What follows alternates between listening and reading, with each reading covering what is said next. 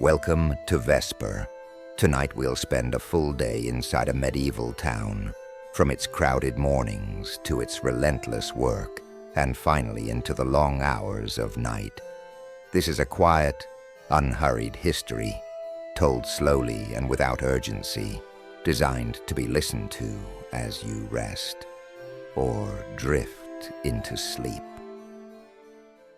The medieval day does not begin gently. There is no slow easing into consciousness, no soft alarm designed to respect your circadian rhythm.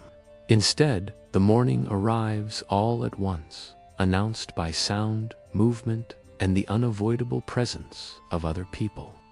You wake not because you are rested, but because the town has decided it is time.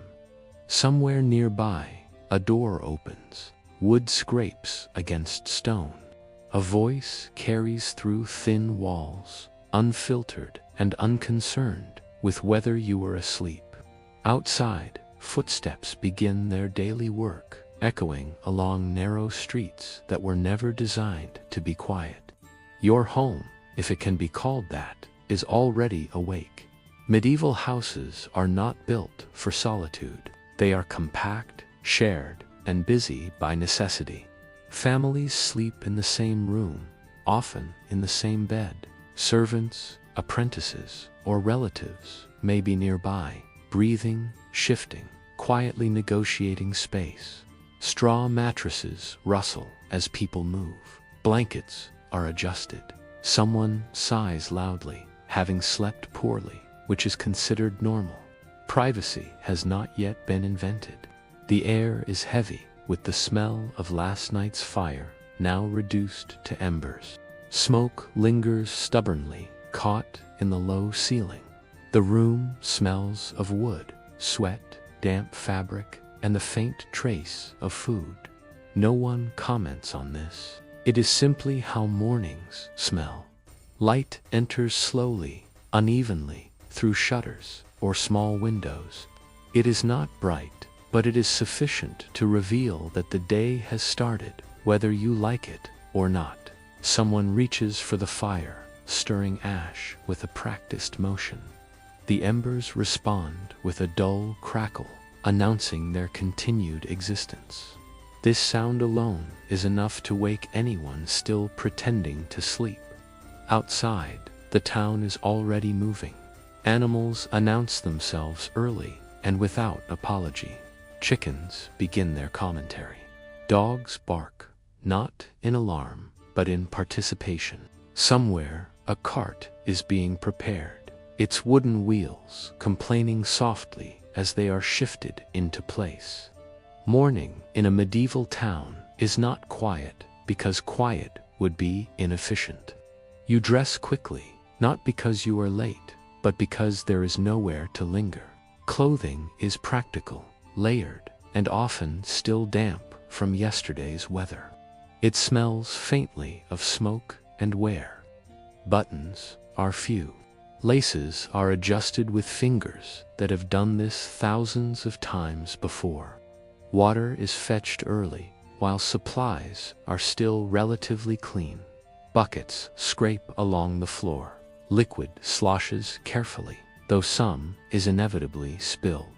Washing is minimal. Cleanliness is relative. Faces are wiped. Hands are rinsed. The rest is left to fate. Breakfast, if it happens at all, is simple. Bread, porridge, something warm, if luck allows. Eating is unceremonious. Food is fuel, not an experience. No one asks what they are in the mood for. As you step outside, the town makes itself known immediately. The street is narrow, busy, and already crowded. Houses lean inward, as if listening. Sound travels easily. Here, voices overlap. Instructions are shouted. Names are called. Animals move through spaces not meant for them, and people adjust without complaint.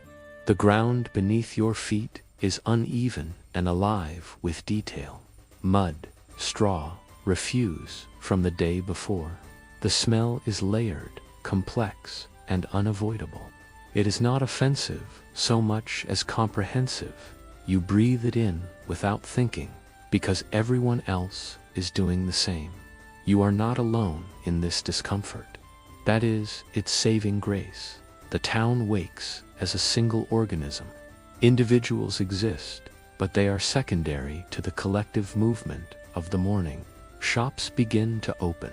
Shutters are pulled back with a sound that echoes longer than intended. Goods are arranged. Stalls are set up with wooden thumps and rattles. Some people have already been awake for hours. Bakers move with quiet efficiency, their work well underway. Fires roar behind closed doors. The smell of bread drifts outward, briefly improving morale before reality resumes. Time is not measured in minutes. It is measured in activity. When certain sounds appear, you know what hour it must be.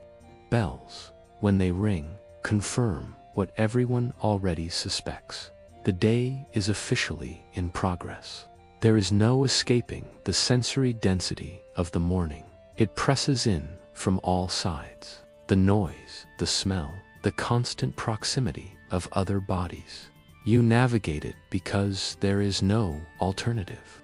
This is the first challenge of surviving a day in a medieval town, enduring the morning without the modern expectation of comfort. No one asks whether you slept well. No one waits for you to feel ready. The day has begun, and the town is already several steps ahead. Once you step fully into the street, it becomes clear that the medieval town has no concept of personal space. The street is not simply a way to get from one place to another. It is a workplace, a marketplace, a storage area, a meeting point, and occasionally a livestock enclosure. Everything that does not fit indoors ends up here, which is most things. Movement is constant. People walk in every direction at once, often stopping suddenly, often changing course without warning.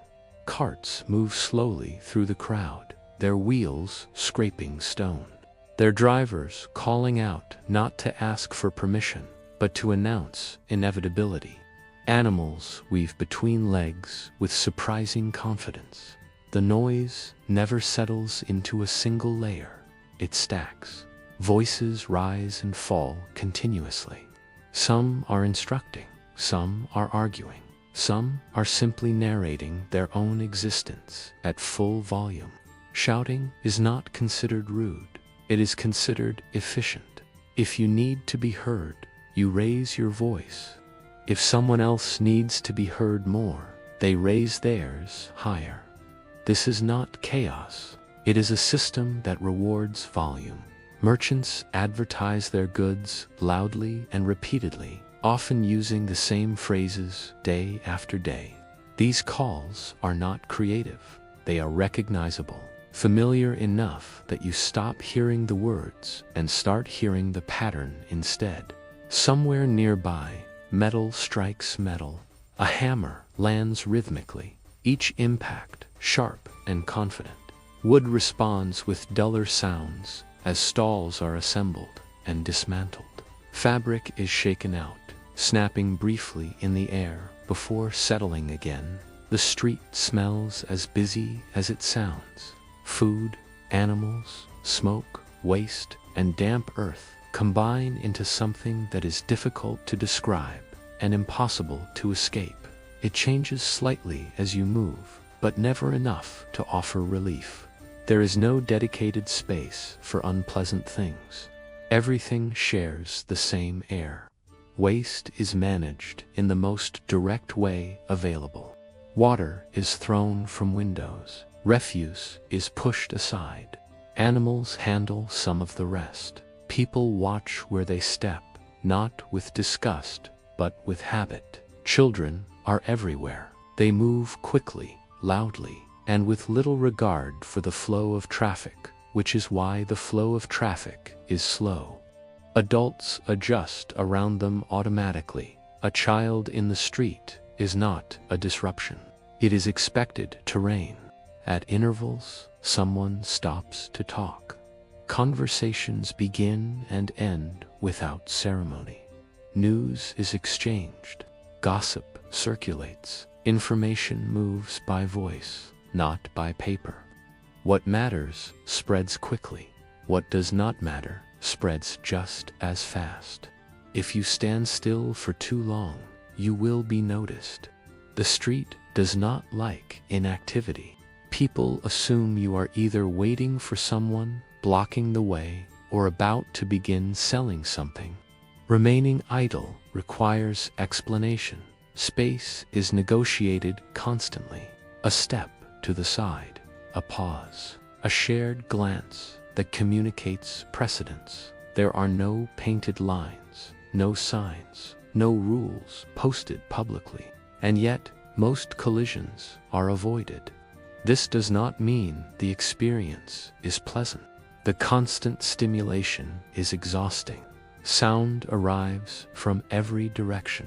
Smells overlap without pause. Movement is relentless. There is no moment of quiet observation, no elevated vantage point from which to take it all in. You are inside the system, not watching it. The buildings themselves contribute to the pressure. Houses lean inward, narrowing the street. Upper floors extend over lower ones, blocking light and trapping sound. The result is an echoing corridor where everything feels louder than it should. Sunlight, when it appears, is fragmented.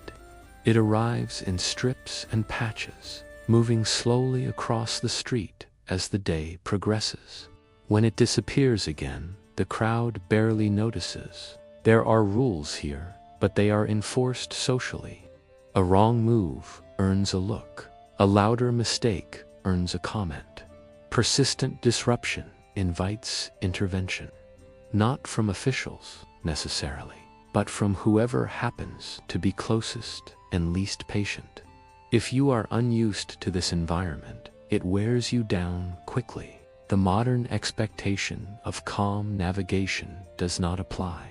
There is no escaping the density. Even retreating indoors offers only partial relief. The street continues to speak through walls, through windows, through gaps in construction. This is the second challenge of surviving a day in a medieval town, enduring constant stimulation without the option to disengage. There are no headphones. There is no quiet corner. There is only forward movement through sound, smell, and crowd. And the day is still young. After the noise of the streets settles into something you can endure, the next surprise arrives quietly. Much of the medieval day is not spent doing many different things. It is spent doing the same thing, over and over, for a very long time. Work begins early and rarely changes pace. There are no bursts of productivity followed by rest, no sense of finishing early. The day stretches forward in a mostly unbroken line, and you move along it whether you are tired or not. If you are a laborer, your work is physical and repetitive. You lift, carry, dig, turn, cut, grind, or haul. The tools are simple and familiar. Their sounds repeat steadily. Wood against wood, metal against stone, breath moving in and out at a measured pace. If you are an apprentice, much of your time is spent watching. You observe tasks you are not yet allowed to perform, waiting for instructions that may or may not come. When they do, they are brief. Efficiency is valued over explanation. If you are a craftsperson, your day is structured around processes that cannot be rushed. Heating metal, drying cloth, kneading dough, stirring liquid. Time is dictated by materials, not preference. Impatience does not help. This creates a curious mixture of effort and stillness. There is movement, but it is constrained. The same path across a workshop floor, the same posture at a bench. The same view from a stall, hour after hour. Conversation fills some of the space, but not all of it. Much of the day passes without comment. Standing is common. Sitting is a privilege. Resting is something done while continuing to work, not instead of it. The body adapts to this, but not comfortably. Muscles learn what is expected of them. Fatigue becomes familiar rather than alarming. Pain, when it appears, is acknowledged and then worked around. Time, without clocks or schedules, stretches. There is no clear sense of only a few hours left. Instead, the day ends when it ends. Bells may mark certain points, but they do not shorten the distance between them. Each segment of work feels self-contained, complete in its repetition. Waiting fills the gaps. You wait for materials to arrive. You wait for customers. You wait for instructions. You wait for weather to change. You wait because there is nothing else to do, and waiting is safer than improvisation. This waiting is not idle in the modern sense. It is alert, observant, and often uncomfortable. You remain upright. You remain available. You listen for cues that something is about to happen. Boredom exists, but it has a different texture. There is no distraction to escape into, no small screen, no background entertainment. When boredom arrives, it stays, and you learn to coexist with it. People cope in quiet ways. They talk, they watch others, they repeat small motions, they tell familiar stories.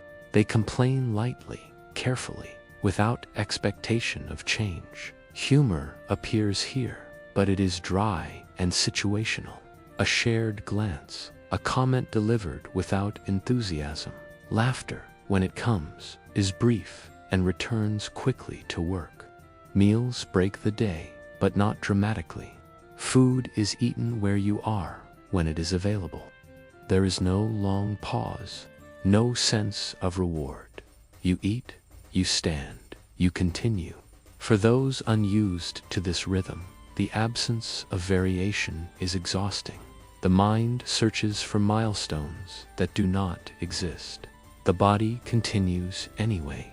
This is the third challenge of surviving a day in a medieval town, enduring long stretches of repetition and waiting without relief, novelty, or escape. By the time the afternoon arrives, the fatigue is not sharp. It is dull, widespread, and persistent.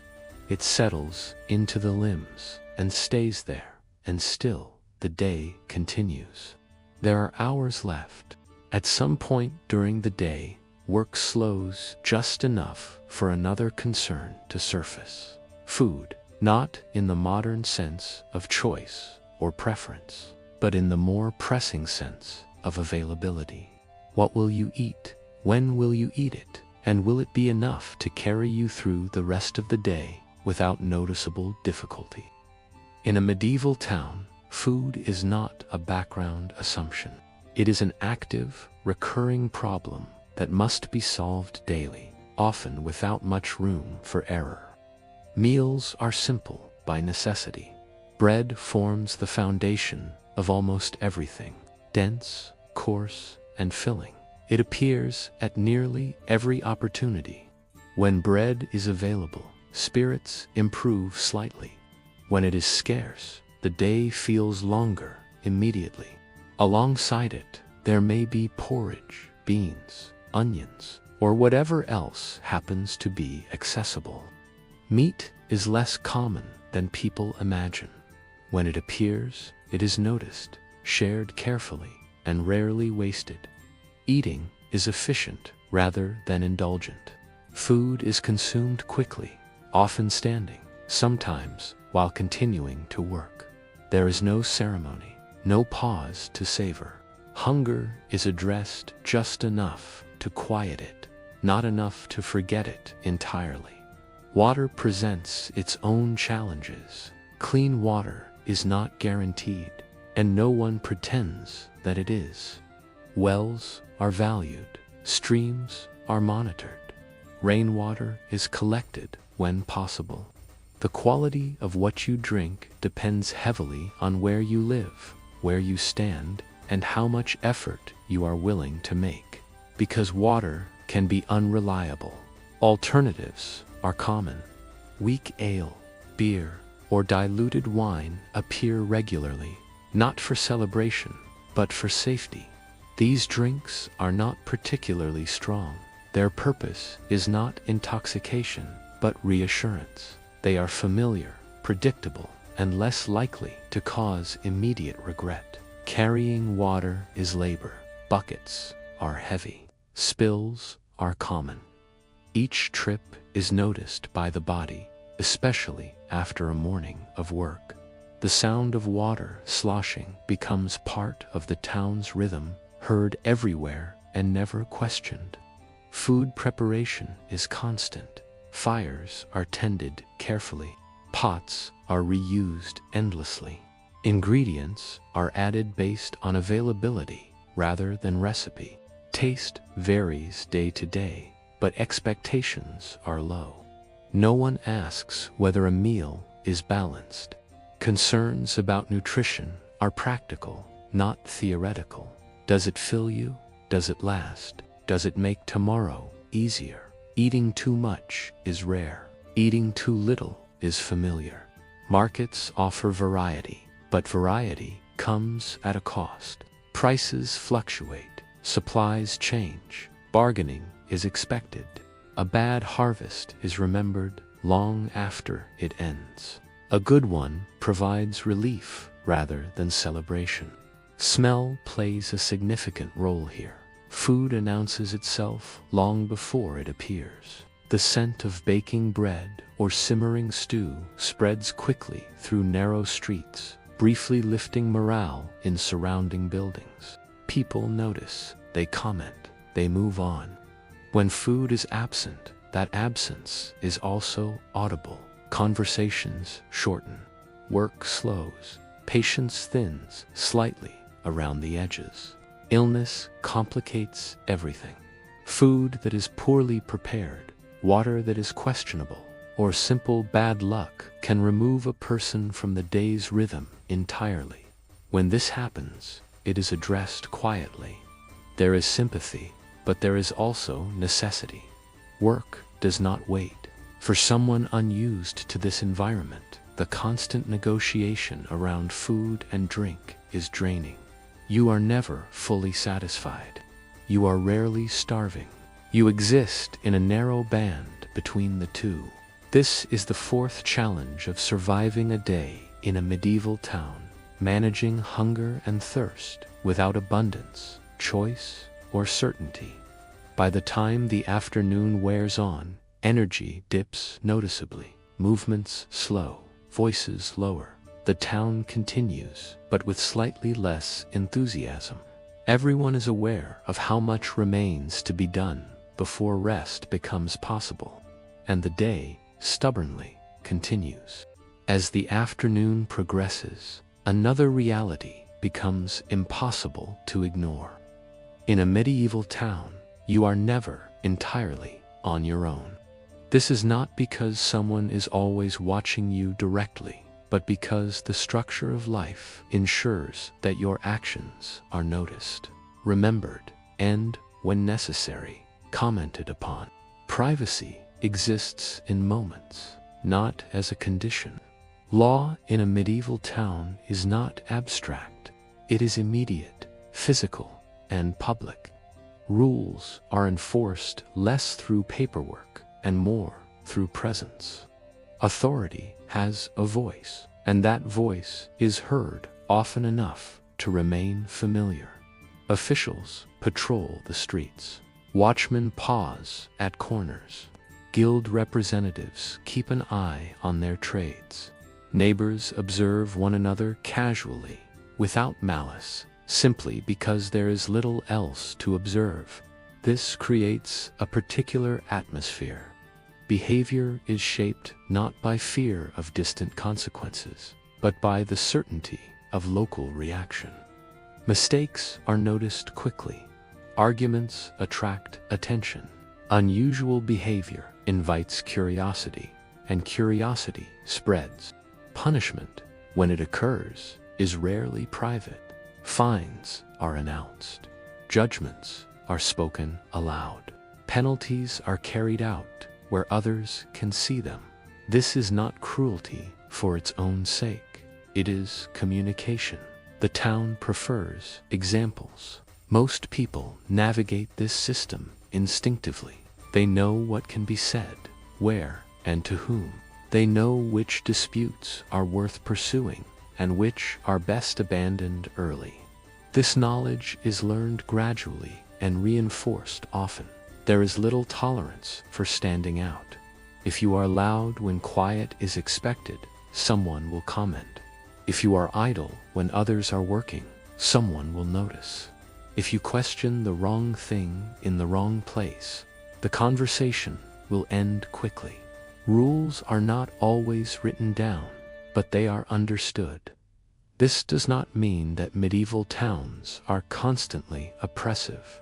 Most days pass without incident, but the awareness of authority is constant, like a low background noise that never fully disappears. Freedom exists within narrow boundaries. You are free to move, to speak, to work, but only in ways that fit comfortably within the expectations of the town. Deviations require explanation. Justice, when applied, is swift by modern standards. Disputes are settled publicly. Decisions are made with limited information and little appeal. Efficiency matters more than nuance. For the ordinary person, the safest course is predictability. Follow routines, respect hierarchies, avoid drawing attention, blend into the flow of the day. This vigilance is tiring in its own way, not dramatic, not frightening, just persistent. It requires constant small adjustments to behavior, tone, posture. Even rest is observed. Taking a break is acceptable if others are doing the same.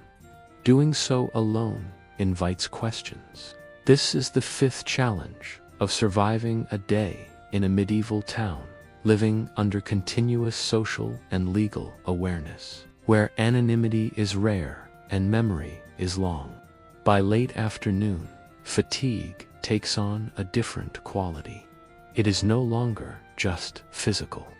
It settles into decision-making, into patience, into restraint. People speak a little less. Movements become more economical. The town prepares, collectively and without instruction, for the day to begin closing itself. Evening is approaching. By the time evening arrives in a medieval town, exhaustion is no longer dramatic. It is not sharp or urgent. It does not announce itself loudly. Instead, it settles quietly into the body, spreading evenly, like a weight that has been carried for so long it has begun to feel permanent. The day does not end because work is finished. It ends because the light begins to fail. As the sun lowers, activity slows, not out of choice, but out of practicality. Tasks that require visibility are set aside. Movements become more deliberate. People finish what they can and quietly accept what will have to wait until tomorrow. There is no sense of relief yet, only transition. Fires are tended again, not with urgency, but with care. Embers are stirred. Wood is added sparingly. Flames rise briefly, then settle. The sound is familiar now, a reassurance that the day has not ended abruptly, only shifted its focus. Evening meals are taken much like earlier ones, simply, efficiently, without ceremony. Bread is broken, bowls are shared. Eating is slower now, not because there is more to enjoy, but because energy has been spent elsewhere. Conversation softens, voices lower without instruction, topics narrow. Silence begins to appear between sentences, and no one rushes to fill it. This silence is not awkward, it is earned. Outside, the town changes character. The density of movement thins. The streets are still active, but with fewer directions at once. Carts complete their final journeys. Animals are guided indoors or secured where they stand. Shutters begin to close. One by one, their sound traveling farther now that the day's noise has retreated. Light becomes uneven. Windows glow briefly as candles and oil lamps are lit. Shadows stretch across walls and streets, lengthening and overlapping in ways that make familiar places feel subtly different. The town does not become quiet, but it becomes smaller. For many, the evening brings the temptation of the tavern. Warmth, drink, and company offer a temporary softening of the day's edges. People gather not to celebrate, but to decompress, to sit, to speak without purpose. Laughter appears more easily now, though it is tired laughter. Songs begin and end without resolution. Arguments flare briefly, then lose momentum. Everyone is too tired to sustain conflict for long. Others choose to return home instead, not because home is especially comfortable, but because it is known, predictable, close. Inside bedding is prepared with familiar motions. Straw is shifted, blankets are arranged. Space is negotiated quietly with minimal discussion. Everyone knows where they are expected to sleep, and there is little reason to question it. Night clothes, if they exist, are simple. Most people sleep in what they wore during the day, removing only what is necessary. Comfort is not the goal. Warmth is the body. After hours of standing, carrying, watching, and adjusting, finally begins to loosen. Muscles release their hold slowly. Breathing deepens. The dull ache of the day spreads evenly, becoming almost soothing in its consistency. Outside, the sounds of the town reorganize themselves once more. Footsteps are fewer, but more noticeable. A voice calling out travels farther. A door closing feels more final. Somewhere, a bell marks the hour, not loudly, but clearly enough to be heard through walls and windows. The night watch begins its rounds. Lanterns move steadily through the streets. Calls are made, answered, and absorbed into the darkness. The presence of the watch reassures without excitement. Nothing is wrong. Everything is proceeding as expected. Weather, if present, makes itself known now. Wind tests shutters. Rain announces itself on wood and stone. Buildings respond with creaks and clicks, reminding those inside that the town is not a static thing, but a collection of materials in constant conversation with the world around them. Inside homes, people settle. Children fall asleep first, their breathing evening out quickly.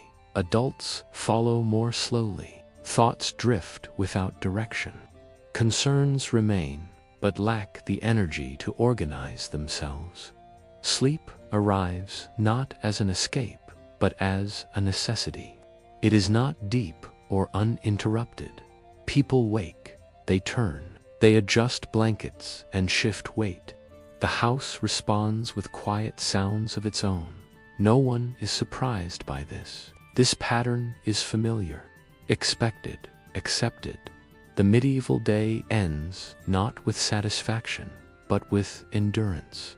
You have lasted it. That is enough.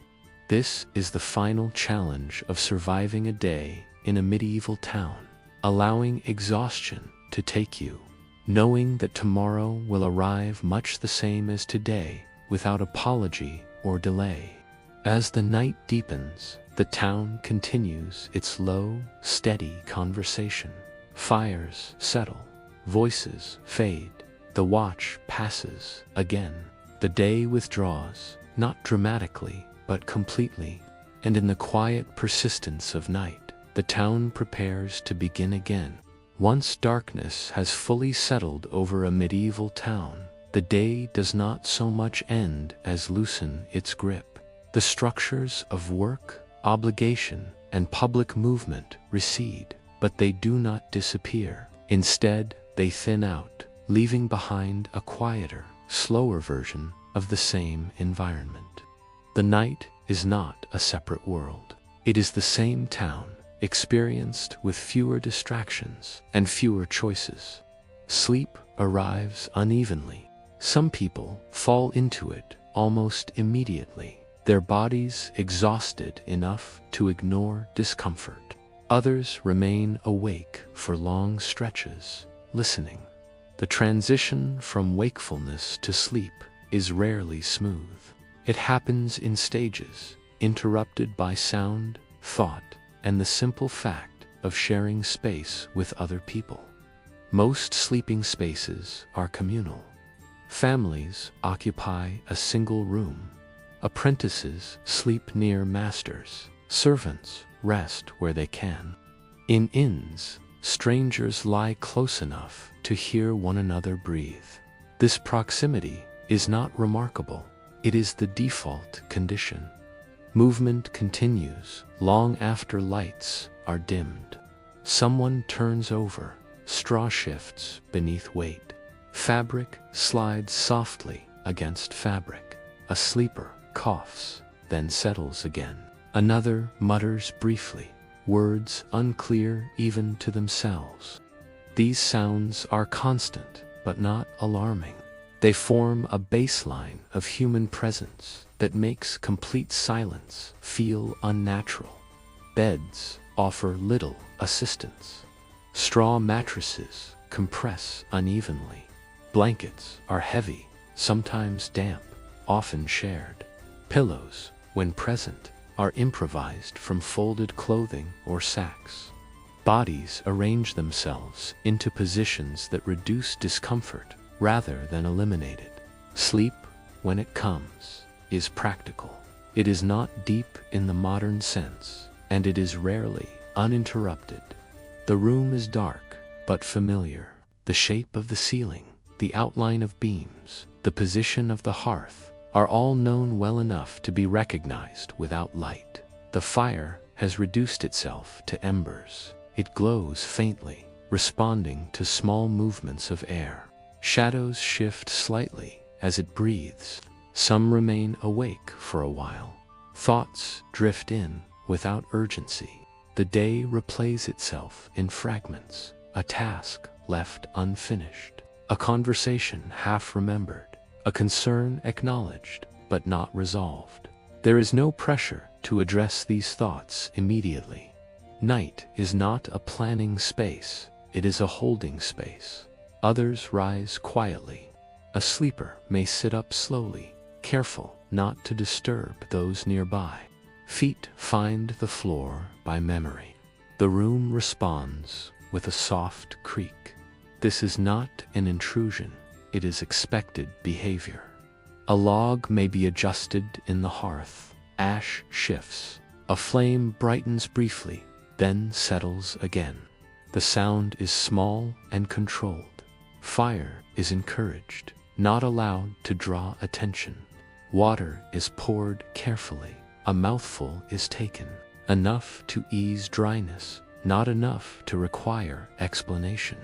Containers are returned to their places. Prayer often occupies this waking period. Not elaborate prayer, not dramatic prayer. Familiar words, spoken softly, learned long ago and repeated without emphasis. The rhythm matters more than the meaning. The sound blends easily into the background of the night. In this hour, time feels different. Without clocks or personal schedules, the night stretches without clear markers. Bells may sound in the distance, marking hours for those who need to know them, but for most people, they serve only as reassurance. Time is passing. The world remains ordered. Outside, the town continues its own reduced routines. The watch patrols steadily. Boots strike stone at a measured pace. Lanterns swing gently, metal frames clicking softly with each step. Calls are made at intervals, announcing both the hour and the continued presence of authority. The words matter less than the act of speaking them. Replies come occasionally, brief and subdued. A voice answers from a doorway, another from a nearby street. These exchanges are not conversations, they are confirmations. Gates are checked, chains shift, locks are tested. These sounds are deliberate and reassuring. A secured gate announces itself clearly. Silence here would be unsettling. Animals remain active participants in the night. A dog barks once, then stops. A horse shifts its weight, hooves scraping softly against stone. Chickens murmur restlessly. Livestock settle and resettle, never fully still. Weather continues to make itself known. Wind explores weaknesses in construction. Shutters rattle lightly, then more firmly as gusts change direction. Thatch lifts and settles. Rain, when it arrives, speaks differently to every surface. Stone reflects it sharply. What absorbs it? Water gathers and moves along familiar paths. Buildings respond continuously. Beams contract as temperatures fall. Floors adjust under changing weight. Walls release heat slowly, producing quiet clicks and pops. Houses are not inert structures. They are collections of materials negotiating their place in the night. Sleep resumes in waves. Those who woke earlier return to rest. Others wake in their turn. The night accommodates this without judgment. There is no expectation of uninterrupted sleep. Instead, there is an understanding that rest comes in parts. Second, sleep often arrives deeper than the first. Dreams may form, shaped by repetition and fatigue rather than imagination. Images recur, movements repeat. The mind rehearses tasks the body already knows well. For those unused to this rhythm, the night feels long. There is no distraction to compress it, no artificial light to extend activity comfortably, no entertainment to smooth its edges. Darkness encourages stillness, but not oblivion. Hours pass without announcement. The deepest part of night arrives gradually. Activity reaches its lowest point. Fires settle further. Movement becomes rare. Sound thins but does not vanish. There is always something. Water moving somewhere nearby. Wind pressing briefly against a wall. A sleeper turning. A distant bell marking an hour that few are actively counting. Eventually, the quality of the darkness changes. It does not lift, but it loosens. The air feels different. The silence between sounds grows slightly shorter. Somewhere on the edge of town, a bird calls experimentally, then stops. Another answers later. Sleep fades unevenly. Some wake early, unable to return to rest. Others remain asleep until activity forces them out. Fires are coaxed back to life. Tools are moved closer to where they will soon be needed. Animals stir more insistently now. The watch completes its final rounds. Lanterns dim, calls cease. The town prepares itself without instruction. This is the final truth of surviving a day in a medieval town. The day does not end cleanly, and the night does not fully reset it. One flows into the other without ceremony. Endurance replaces anticipation. Routine replaces choice. You do not wake refreshed. You wake because the town has begun again. And whether you are ready or not, another day has already started.